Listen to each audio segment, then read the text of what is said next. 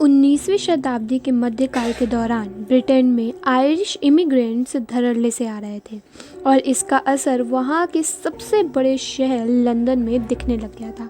London के पूर्वी हिस्से में जनसंख्या काफ़ी तेज़ी से बढ़ती जा रही थी और ऐसे में आम लोगों में गरीबी अपनी चरम सीमा पे थी। लोगों के पास सोने तक की जगह नहीं थी और कई औरतों को वेश्यावृत्ति का सहारा लेना पड़ रहा था। 17 अगस्त 1888 की सुबह व्हाइट चैपल एरिया में रह रहे जॉन रेफ नाम के एक इंसान को एक औरत का मृत शरीर मिलता है और उस शरीर को देखकर ये साफ था कि किसी ने उस औरत का खून किया था। उस औरत को बड़ी ही बेरहमी से मारा गया था। इनफैक्ट द रिपोर्ट सेज कि उसे 39 बार छुरा घोंपा गया था और वो औरत एक वेश्या थी जिसका नाम मार्था टैबरम था। टैबरम की हत्या बीच रात में की गई थी और यहीं से शुरू हुआ था लंदन में एक खूनी खेल जिसमें कई वेश्याएं मृत पाई गईं, लेकिन उनके कातिल को आज तक पकड़ा नहीं जा सका।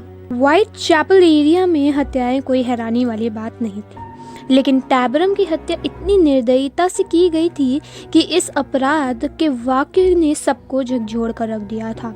इस घटना के ठीक कुछ दिन बाद 31 अगस्त 1888 को मैरी एंड निकोलस की हत्या सिमिलर तरीके से की गई थी और पोस्टमार्टम से एक बात कंफर्म थी कि जो भी ये कत्ल कर रहा था उसे इंसानी शरीर के अंदरूनी हिस्सों की काफ़ी जानकारी थी।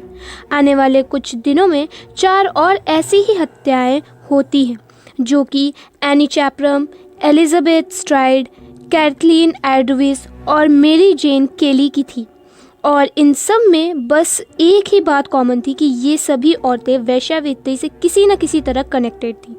इन 5 विक्टिम्स को कॉलोनियल 5 विक्टिम्स के नाम से जाना जाता है और रिपर ने इन्हें बहुत ही बेरहमी से मारा था। अगस्त से लेकर दिसंबर के दौरान व्हाइट चैपल में कुल 11 औरतों का कत्ल हुआ था, जिनमें से 5 को रिपोर्ट से कनेक्ट किया जा रहा था, लेकिन इट्स क्वाइट पॉसिबल कि इन 11 कत्लों के पीछे रिपर का ही हाथ था। इस पॉइंट पे आम लोगों तक ये कत्लों की बात पहुंचने लग गई थी और लोग कातिल को कई नाम से पुकारते थे, जैसे कि Whitechapel murderer, Jack the Ripper. Jack को लेकर पुलिस के पास कोई खास इन्फॉर्मेशन नहीं थी, ऑल्दो उन्हें 1-2 विटनेस ज़रूर मिले थे जिनका मानना था कि शायद उन्होंने जैक की झलक देखी थी। क्लियर तो नहीं, पर हाँ, झलक तो ज़रूर देखी थी। 1888 के बाद अचानक से ही ये कत्ल एकदम से रुक गए और इसके बाद किसी को भी जैक के बारे में कुछ पता नहीं चल रहा था। पुलिस अपना काम कर रही थी और ऐसे में सभी के सामने कई सस्पेक्ट्स थे जो कि शायद उनमें से ही कोई जैक द रिपर हो सकता है और अब हम उन्हीं सस्पेक्ट्स के बारे में बातें करेंगे।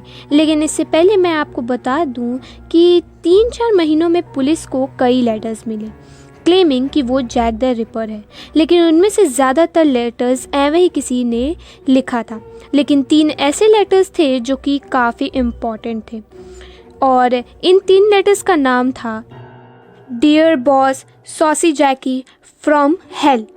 डियर बॉस लेटर जो सिग्निफिकेंट इसलिए माना जा रहा था क्योंकि इस लेटर के साथ किलर ने अपने विक्टिम के कान का एक छोटा सा पार्ट भी लगाकर भेजा था और इस लेटर से ही जैक द रिपर नाम भी सामने आया था। सॉसी जैकी लेटर की hand writing tier drop letters जैसी थी और इसमें 2 कत्लों की बातें लिखी हुई थी जो कि ठीक 24 घंटे पहले हुई थी। फ्रॉम हेल लेटर की हैंड राइटिंग तो अलग थी, पर इसमें भी बॉडी पार्ट्स भेजे गए थे which again was the lead for this. अब जबकि आपको इन चीज़ों के बारे में पता है तो let discuss the suspect. Suspect number 1, Montague Druitt. Druitt एक ऑक्सफोर्ड एजुकेटेड मैन था और वो व्हाइट चैपल के कुछ दूरी पर ही रहता था। ड्रूइट के जानने वाले लोगों का कहना था कि वो सेक्सुअली थोड़ा अजीब था और कत्लों के वक्त उसे व्हाइट चैपल के आसपास देखा गया था, तो हो सकता है कि उसने ये सब किया हो। लेकिन यहाँ अजीब बात ये है कि ये सब होने के कुछ ही हफ्तों बाद ड्रूइट ने नदी में कूदकर खुद को मार लिया था और उसके अपने पीछे एक नोट भी छोड़ा था। नोट में वैसे तो कुछ खास तो नहीं था, लेकिन इस नोट के मिलने के बाद ही ड्रूइट को कई लोग सस्पेक्ट मानने लग गए थे। ऐसे इसलिए क्योंकि नोट से एक बात तो क्लियर थी कि ड्रूइड मेंटली इल था, एंड देन उसके सेक्सुअली थोड़ा अजीब होने वाली बात भी सामने आ गई थी। सस्पेक्ट नंबर 2, क्लेयर फेगबॉर्न। क्लेयर एक 54 year old German merchant sailor था और इसने अपने लाइफ टाइम में कन्फेस किया था कि वो औरतों को बुरी तरह मार डालता है। क्लेयर के लॉयर तक का मानना था कि वही जैक द रिपर है और एक प्रूव्ड कत्ल के केस में क्लेयर को सजाए मौत मिली थी। यानी कि क्लेयर अगर सच में जैक द रिपर था तो उसे सजा मिल गई। सस्पेक्ट नंबर 3, एरन किमिंस्की।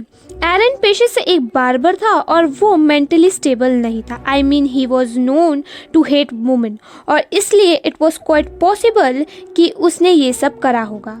1889 में उसे मेंटल असाइलम भेजा गया था जहां उसकी मौत हो गई। तो ऐसे में कई लोगों का मानना था कि एरन ही जैक द रिपर था। सस्पेक्ट नंबर 4, फ्रांसिस गेग। फ्रांसिस और कोई नहीं बल्कि last victim Mary Jane Kelly का पति था और वो as a reporter Whitechapel में काम करता था। लोगों का कहना था कि फ्रांसिस किड्सो पर्सनालिटी डिसऑर्डर से सफ़र कर रहा था और जब उसे पता चला कि उसकी पत्नी सीक्रेटली वेश्यावृत्ति में लगी थी तो उसने कई वेश्याओं को और फाइनली अपनी पत्नी को भी मार दिया। कई लोग ये तक कहते हैं कि उसने दूसरी वेश्याओं को इसलिए मारा ताकि उसे कोई पकड़ न सके, एंड फाइनली उसका प्लान उसकी पत्नी को ही मारना था। इसीलिए कई लोगों को शक था कि फ्रांसिस ही जैक द रिपर था। तो ये थे कुछ primary suspect. It quite possible कि रिपर इन्हीं में से कोई एक हो या ये भी हो सकता है कि इनमें से कोई भी रिपर ना हो। अब सच्चाई क्या है ये तो मुझे नहीं पता, एंड जैक द रिपर को आज तक पकड़ा भी नहीं जा सका है। लेकिन हाँ, मैं यहाँ से आपका ओपिनियन ज़रूर मांगती हूँ कि आपको क्या लगता है कौन होगा जैक द रिपर। तो दोस्तों ये थी आज की वीडियो। मिलेंगे नेक्स्ट संडे एक ऐसी ही कहानी, एक ऐसी ही वीडियो के साथ। तब तक के लिए बाय बाय।